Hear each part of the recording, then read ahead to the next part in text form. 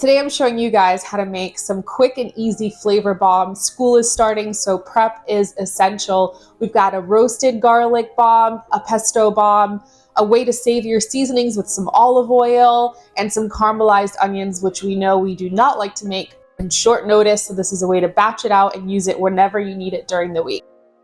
After each tutorial, I'll show you how to incorporate flavor bombs into your dish, and then at the end, I'll show you how to bring them all together in a really delicious quick pasta.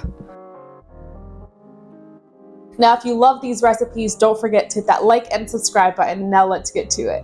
For our first flavor bomb, we've got pesto. You can use it in pastas, soups and stews, sandwiches, and so much more. To make the pesto, I've got some fresh basil, some pine nuts, some olive oil, some garlic, and some fresh Parmesan and salt and pepper.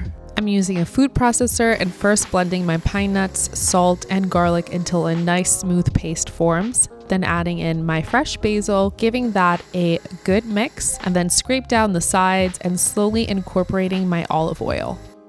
Add in your freshly grated Parmesan cheese and make sure that it's freshly grated to get that correct consistency. You're then going to blend and make sure to scrape down the sides so that everything is blended and it's nice and smooth. You can double this recipe or even triple it. I have some frozen already, so I'm just showing you how to freeze a few. These silicone ice cube trays are the best. They're super easy to freeze, and then also once they're done, they're super easy to remove from the tray. I like to store them in these reusable Ziploc bags, and I just label and date them and they're ready for use. They're good for 3 months and super easy to defrost. Just pop it in the microwave for 30 seconds, and I love to make an heirloom and burrata plate with some heirloom tomatoes, some burrata, and then I drizzle on that pesto. You can even serve this over bread. It's so delicious. The burrata with the pesto, amazing. Next up, we have roasted garlic, which is perfect in dressings and sauces, garlic bread, mashed potatoes, or roasted vegetables. Take your peeled garlic, place it in an oven-safe dish, and cover it with olive oil until all the cloves are completely covered. Add a little salt and bake it at 250 degrees Fahrenheit for 1 hour or until they're nice and golden. Place them in your silicone ice cube tray. I'm doing about 2 to 3 cloves per square, depending on the size of the cloves, and it'll give you about a tablespoon of roasted garlic when you need it. And do not forget about that oil. It's liquid gold, so use that to cover your garlic.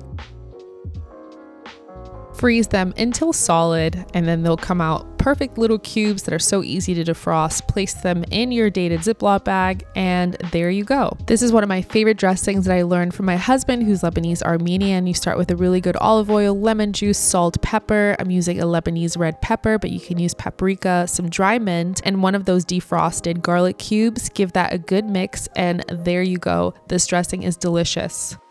The caramelized onion flavor bombs are great as a pizza topping, sauces, burger topping, or burger sauce.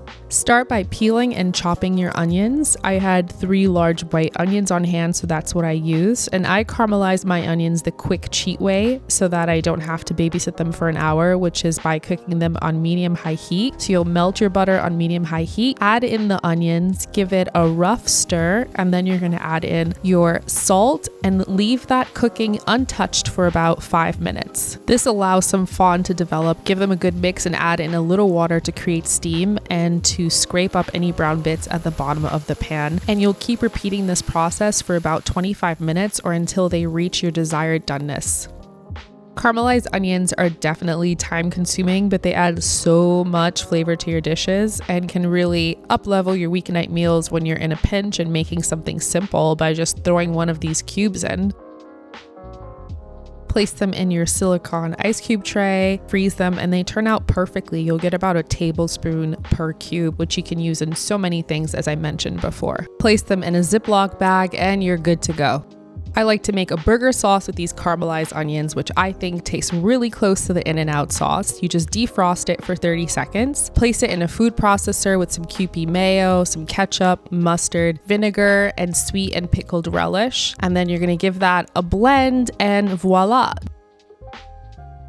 Herb flavor bombs are really good on roasted vegetables, sauté dishes, marinades, or soups and stews. This technique is great when you have herbs that are overflowing in your garden or store-bought that are going bad. I've got some thyme, oregano, and some tarragon.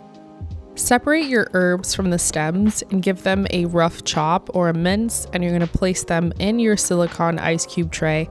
I like to do one row of each herb individually and one with the herbs combined, just because some dishes I don't need the combo of all three. I might just want thyme or just some oregano. Once that's all done, I'm going to top with a really good olive oil and freeze until solid. And this is how they'll look when they're done, about a tablespoon of herbs and oil. To bring it all together, you can make a quick pasta with some egg noodles or penne.